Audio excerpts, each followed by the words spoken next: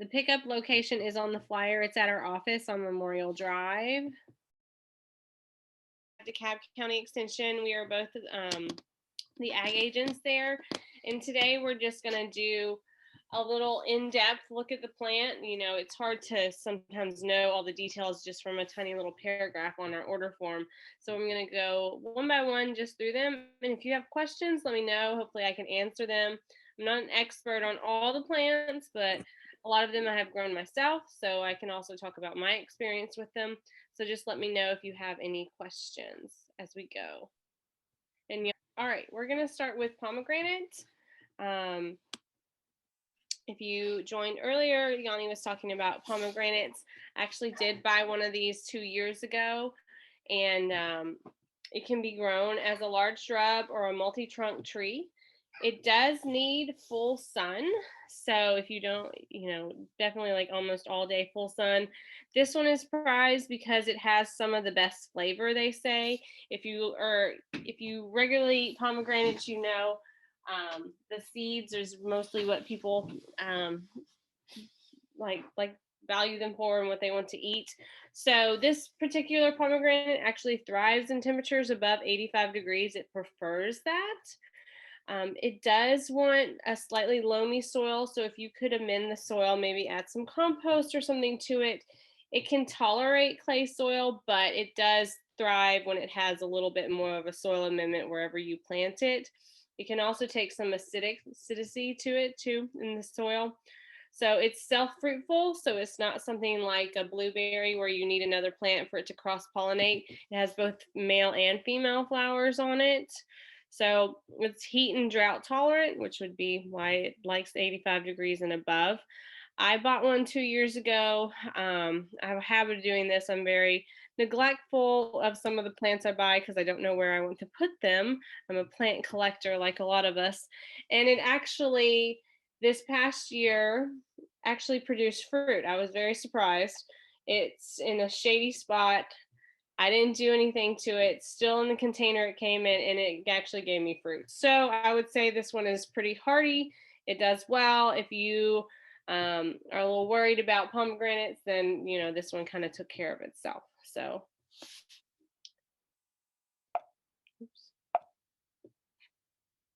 here we go. Blackberries, I have, I think, 3 of these plants. I bought them in our first plant sale, which was maybe 5, 6 years ago, maybe longer. These are the erect type. They're not the trellising type. However, as they grow larger, I did need to kind of attach them to my fence because they did get much larger. So when they say erect, it's going to grow long branches. So you might want to try to attach them to something. I don't have a very large yard, so I just kind of attach them to my fence. They are generally thornless. They do have some thorns. They're very, very tiny. If you touch them with your bare hands, you might notice them, you might not. They produce large fruit. They start out red, and then they turn into this nice bluish black color. 2 to 3 plants would be plenty for a family. It did take me a couple years to get an actual good harvest out of them. And so I actually every year have colanders full of mine now, when I've had them for 6, 7 years, something like that. And I end up giving them away to my neighbors because I have so many blackberries. I usually get them in these. I usually harvest is in June. It's around Father's Day time. My husband likes blackberry cobbler, and I usually just pick them from our yard. That's how I kind of gauge when I know they're ready. It's around Father's Day in the middle of June. They say they like a pH of 6.0 to 6.5. I have them right next to my blueberries who like very acidic soil. So I wouldn't hold it to that pH because I try to make my soil pH with my blueberries so they'll produce well in the 5.0, 5.5 range. So they can take some acidic soil because mine do great, and they're right. My blueberries are right in front of them. So if you have any questions about the blackberries, let me know. This to me is one of the easiest ones you can grow. They do need full sun though. Most of these fruits will need full sun. So Sarah, we do have one question regarding the blackberries. How many plants equates to 3 gallons? So can you explain a little bit about that 3 gallon versus 1 gallon? So basically, 3 gallon is just a larger container. It's going to have a bigger root system versus the 1 gallon. It doesn't mean it's necessarily a better plant or anything like that. It just has a bigger root system. It could mean that it's been growing longer, so you might have a crop sooner, possibly. You might not. We always say the first year with blackberries, blueberries, any of your berries, you want to pick off any of the fruit you get. So the first year is not really the best year to get the fruit. So if you pick off the fruit the first year, then you're going to have a bigger harvest the next year. So the 3 gallon is really just the root system, you know. So it's kind of, that's about it really. So Okay, and also as you go along your lecture, can you tell them a little bit which plants are native or like non-native? Just to yeah. include that in your lecture. Yeah, I mean, blackberries, I don't necessarily think these are native. They are variety. This is a variety that grows well in Georgia. So that's what we tried to pick when we picked our plants, is plants that will do well here and in the Piedmont-ish area, and also will grow in our zone. So like we're going to talk about tea olives. I tried to plant those in Nashville. They can't take the winters there. So they do really well in here though. So it's plants that grow specifically well in Georgia. I think we do have a couple perennials that are native, but other than that, I didn't really research how many are native per se. All right. American persimmon. This is considered a native persimmon. It's not any of the oriental persimmons. Um, this one is great. It can withstand temps of below 0 degrees. We don't generally ever get that here, but in case you're maybe north of Atlanta where it gets a little colder, they can take temps below 0. The fruit is the size of a small plum, and they are kind of like tomatoes. When you pick them, they'll continue to ripen. So just remember that when you're going to harvest them. If you're not ready to eat them, that's great because they're going to continue to ripen. But if you're going to harvest them when they're already ripened, you might want to eat them then. So this is a tree. It can be grow all the way up to 30 feet tall. So you're going to need a lot of space for it. It can withstand most soil types though. So that's good if you just have like not great soil. So I've never grown a persimmon. I don't know a whole lot about them. Just from research, I know most people prefer the oriental ones over the native ones, but the native ones seem to have better fruit taste, is what they say. So, but either or are great. We chose the native one, the American persimmon, for here because it does well in Atlanta and DeKalb County. So, Okay, we have one question. Can you just grow one blackberry or does it need a pollinator? Can you just cover like all the fruit we have are they self-pollinators or you need multiple plants? so the pomegranate is self-fruitful. If I was you for blackberries, they need like another plant. It doesn't have to be a different variety like blueberries need to be, but just to make sure you're going to get a good crop, I would have more than one blackberry. And just so you also have enough to eat too. American persimmons, they have female flowers and male flowers. So if you could buy two for a good production, I would get two. A lot of people don't have that space, but you kind of want them to cross pollinate if you can. All right, muscadines. You don't have to have more than one muscadine. They will produce fruit. They need full sun for most of the day. They don't like any standing water. So if you have a spot that holds water and doesn't drain well, that would not be a great place for muscadines. Can tolerate most soil types. I mean, these grow here just out in the wild. So they do pretty well in almost any condition. They're pretty pest free. However, these definitely need a trellis. They need to be on a fence, some sort of trellising system. They're not going to do well because they can just flop over onto the ground. So you need to have some sort of trellising system. They're good for juice and wine, but they can also be eaten fresh too, especially the bronze ones, the Carlos. I know a lot of people just, peel the skin back and pop those in their mouth, and they do well. So I've never had muscadines until I moved to Georgia, but I know muscadine wine is a big thing here. I don't necessarily know if they're native, but they do grow here in the wild. So, you know, and these two varieties grow great here in Georgia. So that's why we picked them. So if you have any questions for muscadine, just make sure that you get full sun for all of these fruits that we have. Any questions about that? No. No. Okay. I'll let you know if we have questions. Okay, all right. That is it for the fruits this year. Pink muhly grass. This is a great ornamental grass. It grows about 1.5 feet to 3 feet tall.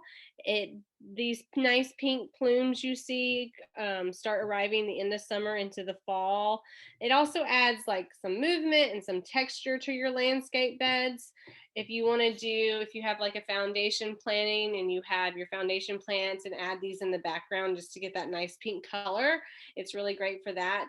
It does need full sun. However, it tolerates the heat and humidity, and it's mostly deer resistant. So I would say mostly deer resistant, because sometimes if deer are hungry enough, they'll eat anything, is what my experience with them is.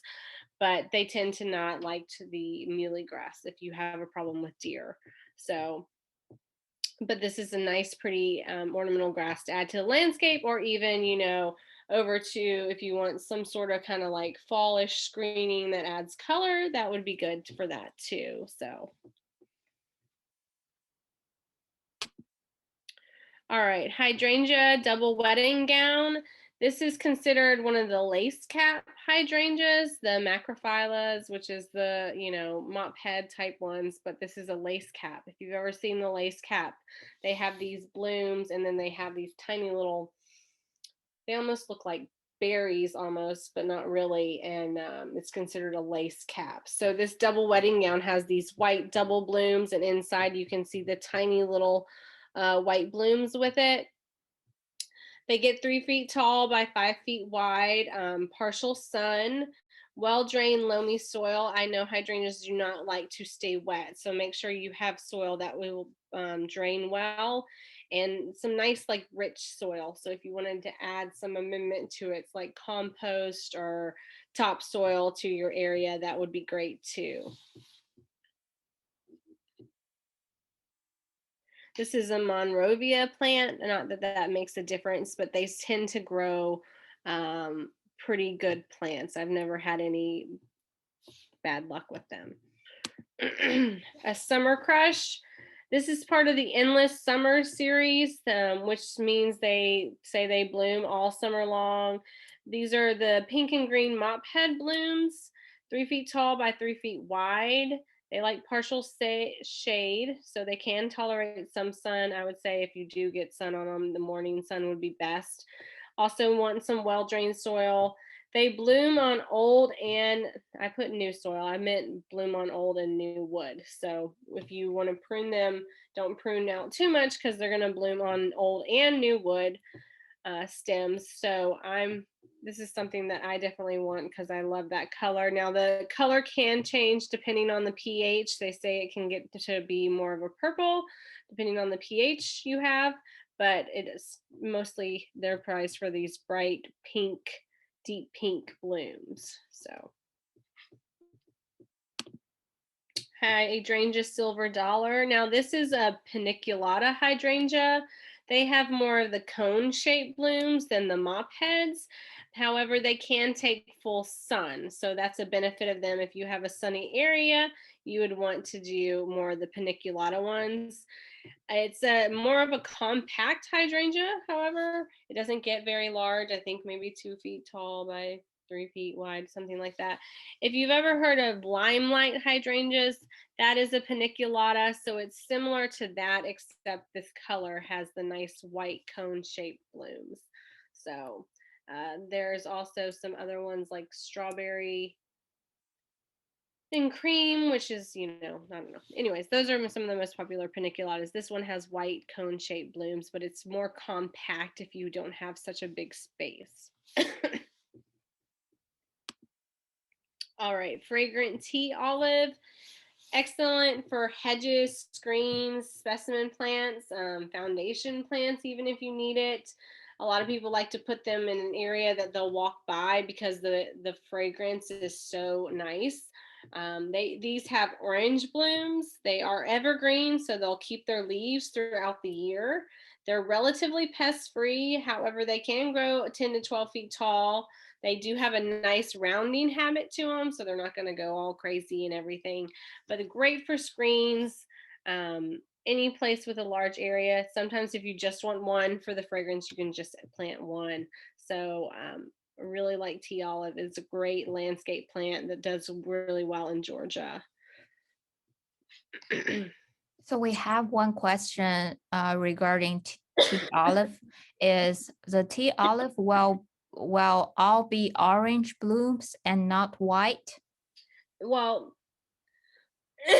the fragrant tea olive has orange blooms. A lot of the other tea olives have white, but the fragrant one, the one we picked, this osmanthus fragrance, is orange. I know you're used to seeing the white ones, but this one is orange.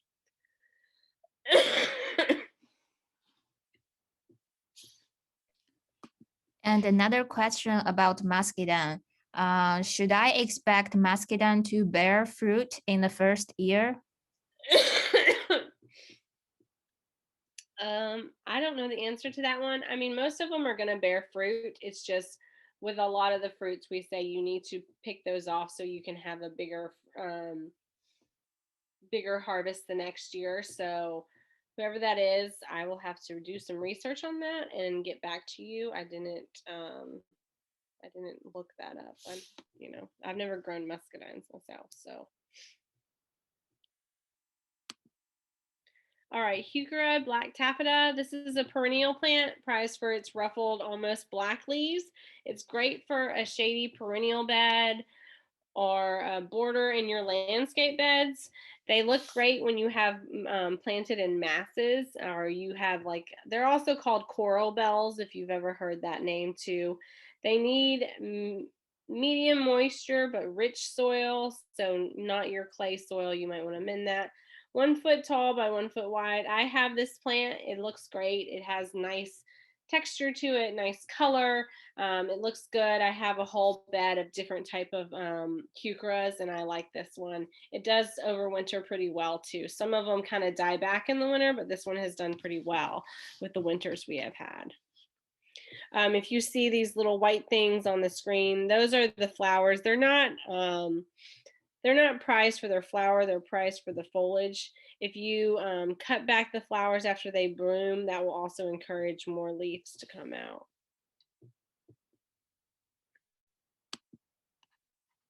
Camellia, this is a Camellia japonica. So that means it's going to bloom in late winter, early spring. The sasanquas are ones that bloom in the fall into early winter.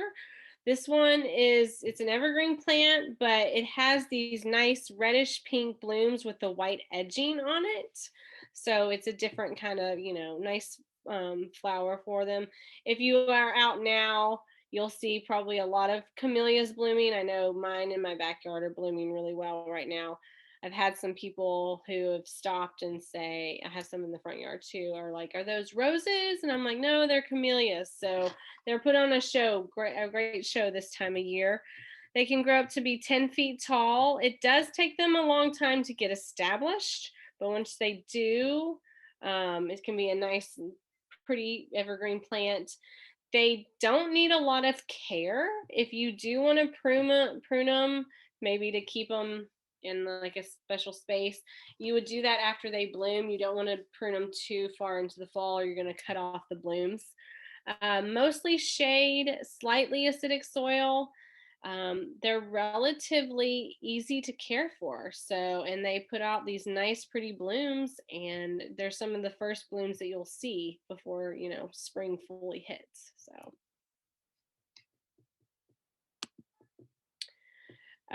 this is Calycanthus aphrodite sweet shrub. These have these red cup, almost like magnolia looking blooms, but they have a nice fragrance to them. Some say it smells almost like pineapple. It is deciduous, but it grows up to 8 feet tall. They can take some partial shade. It's a great specimen plant, or you can plant them in a large massing, or you can even do them as a foundation. Deer resistant, and they don't have many insect pest problems.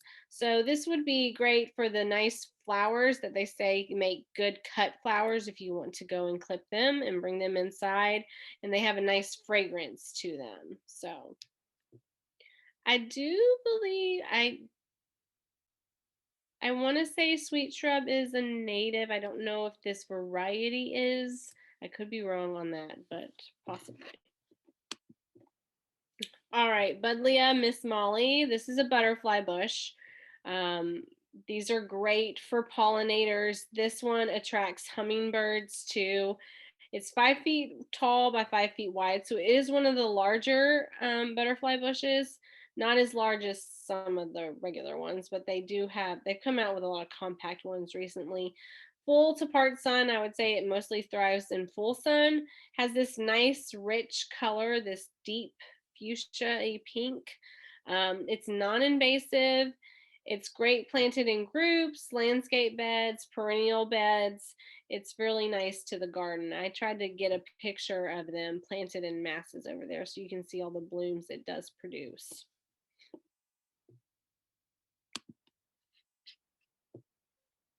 All right, Blue Fortune. This is a perennial. It's a really good pollinator plant. You can see in the picture it has a butterfly on it. It reaches about 2 to 3 feet tall. Great for a sunny perennial bed or an herb bed. Some consider it an herb. It is an I want to think I read it was a native, but I'm not completely sure on that. It does tolerate heat and drought very well. It almost reminds me of, is it Liatris maybe? But it's a very pretty perennial with these purple blooms that attract a lot of pollinators. So definitely prized for its pollinator.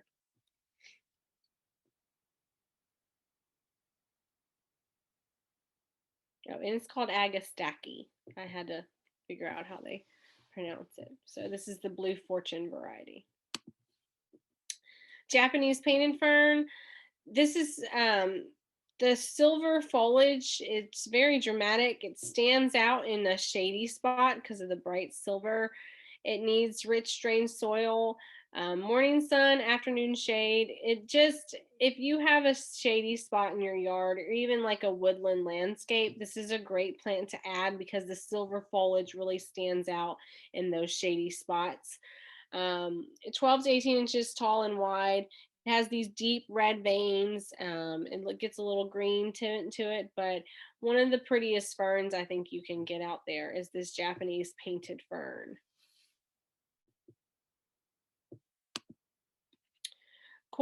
Drift roses, coral, these have really kind of stood out in the landscape world now. They've cultivated these drift roses. They're very compact, almost can be used as a ground cover, but they have these nice little compact blooms, and they come in a variety of colors. We're doing coral and popcorn this year. They bloom for a long time, mid-spring to fall. They have a mounding habit and a kind of a spreading habit. They're not like invasive where they'll spread everywhere. They're winter hardy, disease resistant.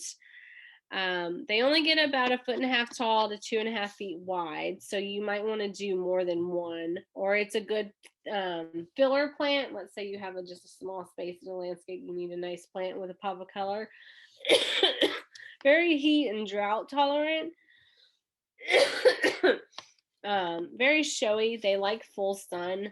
I have a small side yard that needs some plants, so I was just going to plant these in a row down my side yard. So when you get a glimpse of it, you can just see all of these blooms on the side. So we're doing the coral with these corally orange blooms. Same info for the popcorn, except they have buttery yellow blooms that fade to white. So these are a little bit smaller, 1.5 feet tall by 2 feet wide. They also take full sun, but this is kind of a newer patented thing in the landscape world that people are really enjoying. We had these in our plant sale about 2 years ago, and they came with they were blooming when we got them, and they were so pretty. I was a little upset I didn't order any. So all right, this is the last plant. This is Azalea Hilda Niblet, compact evergreen. It's interesting because the blooms is kind of like pink and light pink and white and almost like this orangey pink. So it has different colored blooms on it. Like most azaleas and rhododendrons, they do like acidic soil, do well in morning sun, afternoon shade, or even just dapple shade. They bloom in spring to early summer. This one doesn't get too big, 2 feet tall by 3 to 4 feet wide, like a lot of the azalea. Well, more the encore stay about that size. But this one is interesting because of all the different bloom colors it has. So, all right, I think that's it as far as the plants go. Johnny, if you want to talk about ordering and things like that, or if you all have any questions for me about any of the plants. Have one question here is, will the plant be in seed form or starters plants? They'll be starter plants. They'll be in a gallon or 3 gallons, so they'll actually have like some growth to them, not seed form. So, and I would say when you pick them up, it'll be April, so that's a great time to plant them. Hopefully, it won't be too warm, and they'll still be getting lots of rainfall then. So, yeah. Okay, so the next question is, how tall are these 1 and 3 gallon plants? Will they fit in a 4-door sedan? They should fit in your car. I don't know how tall they are. We won't know how big they are until we see them from the nurseries when they deliver them. That's kind of always a toss up. So I would say you might want to put some plastic down. The 3 gallons are probably going to have to sit in a seat, or as long as they're not too tall, they could probably go in a trunk. Blackberries, most of the time they do have long vines on them, so if you have room to, they can go well in the back of a car, but they will have that, so they should fit in your sedan. It all depends on how many you're buying. Now if you're buying like 23-gallon plants, I don't know how well that would do, but they should be okay. But we don't know how tall they're going to be until they deliver them like 2 days before. So Okay, so you have to get your orders in by the end of April 1st, and our 1-day pickup day will be April 10th. That will be a Saturday. So once you get your order submitted, we will assign you a specific time for you to pick up, so that can avoid you contacting like lots of people. And the next question is, can we get copies of your slides? Yeah, I mean, if that's what they want. Also, they do have the pictures and a small description of them on the order form, if that's what you need. So, Okay, and next question is, do you need to purchase 2 muscadines, or is one is fine? They do not need a male and female. And we don't offer any house plants this year. no. The purple ones are the Nobles, and the Carlos, they consider the bronze color. That's the top picture. I tried to put them by which one I had listed first. Pickup times. So we're going to try to do like a socially distanced pickup. So we're going to have to assign you a time so we don't have everybody arrive all at the same time. So they will probably send you a pickup time with your email, through email, or call you. Yeah. You know. If you can't pick up on the 10th, can we make other arrangements? We prefer you pick up on the 10th. We don't really like to hold on to these. We don't have a space in our actual office to hold on to plants. If it's like a dire situation, or you know you'll be out of town on the 10th, we might be able to accommodate that, but we really prefer that you pick up on the 10th, if you know, or have somebody pick them up for you. Just let us know. And like I said, the pickup location is on the flyer. It's our office on Memorial Drive. Very easy to get to, right off 285. And that's on